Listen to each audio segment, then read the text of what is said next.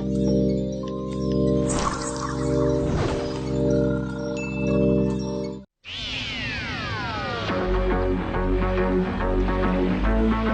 will ride the TARDIS to the top spot?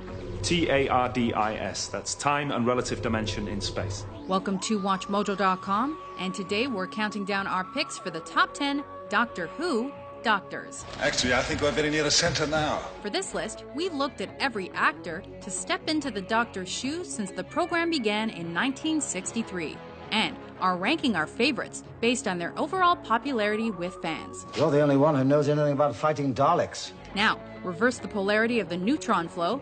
Always remember that bow ties are cool, and when I say run, run. Allons-y. Ah, who's this coming to welcome us? Number 10, Colin Baker, the 6th Doctor. You even managed to burn dinner last night. Well, I have never said I was perfect. With his showy costume and showier personality, the 6th incarnation of Doctor Who was a departure from his predecessors. Though he officially held the role for 3 series, Baker's on-screen time as the Doctor was decidedly short, but certainly memorable. I shall go on regenerating until all my lives are spent. Self-centered, arrogant, and condescending, even to his companions. What do you mean? The 6th Doctor was still the sympathetic and moral figure we know and love. Plus, he was a great lover of cats. You've turned them into food? Ironically, Baker's also remembered for another Doctor Who role. As Commander Maxwell, he actually shot his predecessor, Peter Davison. There's no need for all the firepower. They have orders to kill at the slightest sign of resistance. Number 9, John Pertwee, the 3rd Doctor. All right. I suppose you want to see my pass. Yes, well, I haven't got one, and I'm not going to tell you my name either. Now, you just tell Brigadier Lethbridge Stewart that I want to see him. Well, don't just stand there arguing with me, man. Get on with it. Charismatic, elegant, and with an unparalleled scientific mind, Pertwee's was a transformative casting. I can't have changed that much. He was a much more expressive, outwardly zany, and action-oriented Doctor than the 2 versions that he followed. You're not proposing to dismantle a piece of equipment worth 15 million pounds with a screwdriver. Well, it's not worth 15 million pins if it doesn't work, is it? He had a fondness for velvet, ruffles, and he favored the cravat. Plus, the blood-red lining to his signature cape really took off. After 5 series, many of which he spent uncharacteristically exiled on Earth, Pertwee stepped down from his post for fear of typecasting. But to this day, he's remembered with fondness by all fans. As an associate of UNIT, I think you will find that I have the authority to do precisely as I please. Number 8, Sylvester McCoy, the 7th Doctor. That's it for that. Ace. Whew. Nice of the happiness report to leave us in peace. Following a wobble in the ratings, and amidst mounting pressure from fans, Sylvester McCoy was drafted as Doctor Number 7.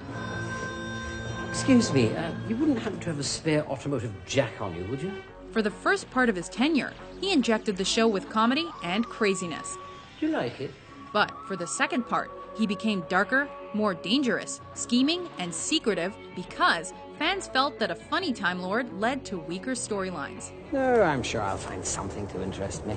So, scriptwriters turned McCoy's Panama hat and questionable vest and umbrella into something more serious. However, it didn't save the show from cancellation in 1989. Go on, go away, go on, shoot! It is unwise to provoke the Daleks, Doctor. However you respond is seen as an act of provocation. I know the Daleks of old. Number 7, Peter Davison, the 5th Doctor. And such a simple repair job. Why didn't you do it sooner? Well, you know how it is. You put things off for a day, next thing you know, it's 100 years later. Coming up to bat at number 7 is Doctor Number 5. A physical change from the actor who came before him, Davison was kitted up for cricket.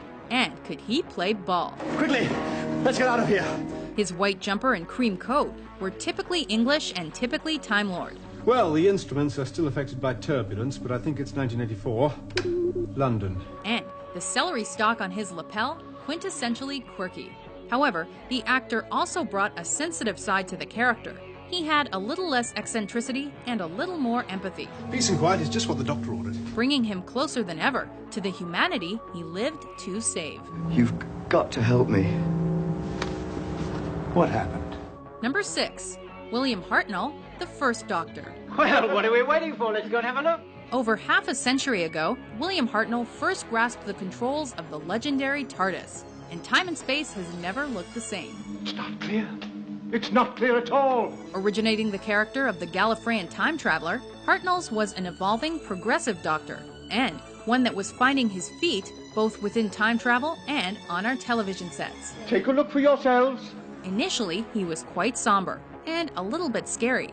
He didn't really trust human beings, but eventually he mellowed and led the way for all who have followed. I don't think they'll run into any trouble.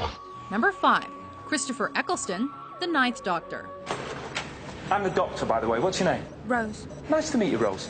Run for your life. After a 16-year absence from episodic TV, there was great expectation placed on Eccleston's leather-clad shoulders, and ultimately he exceeded them.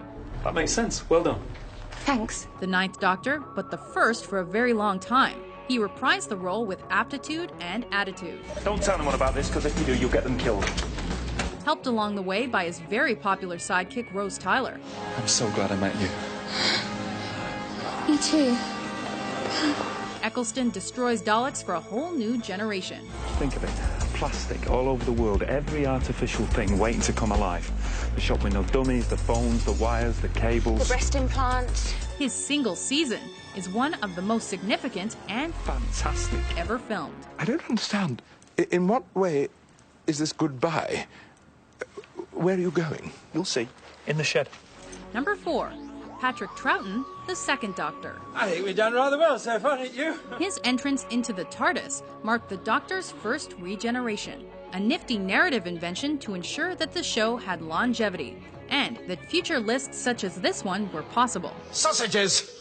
Man will just become like a string of sausages all the same. Troughton was a very different prospect to Hartnell. Nicknamed the Cosmic Hobo, he had a scruffiness, a silliness, and a sketchiness about his persona that made the character his own. The BBC came under fire during Troughton's era for the show's excessive violence, but this Doctor was firm, fair, and a fan favorite.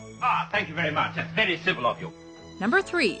Matt Smith, the 11th Doctor. Oh, hello, Amy. You all right? Want to watch some television? No, stay where you are.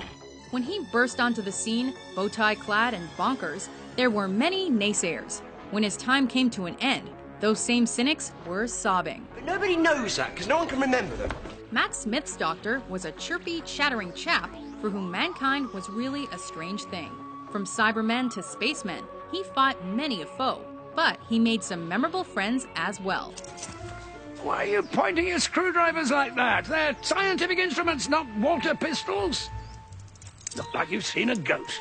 Effervescent and unconventional, the 11th Doctor is young-looking but old at heart. Passing on the role in 2013 to Peter Capaldi, Smith did so having more than made his mark. So keep this straight in your head. We are not fighting an alien invasion.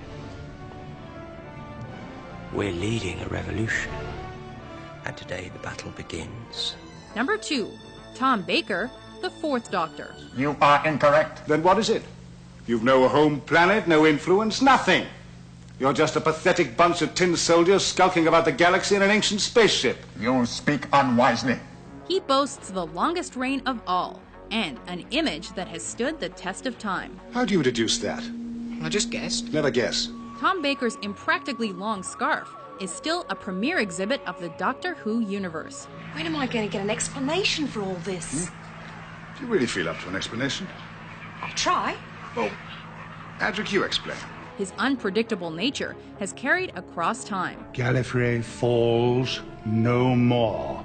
And his soft spot for humans set the precedent for those that followed. I suppose we can't expect decent English from a machine.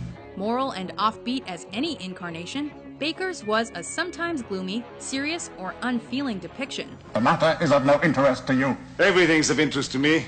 In Sarah Jane Smith, he found an iconic companion. In K9, he found the Doctor's first pet. He's a true Gallifreyan great.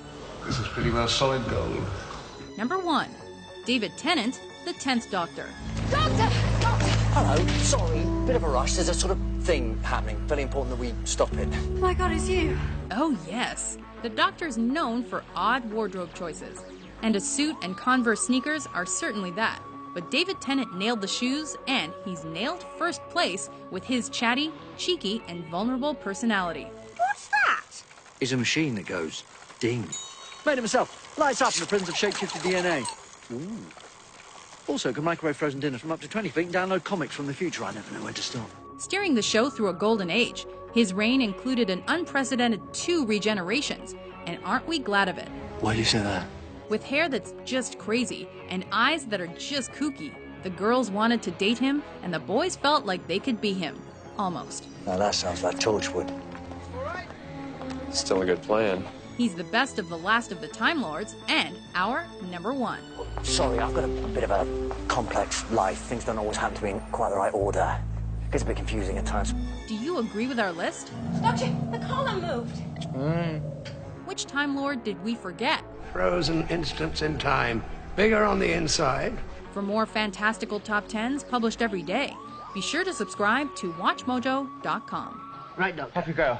And don't stop the big daisies on the way.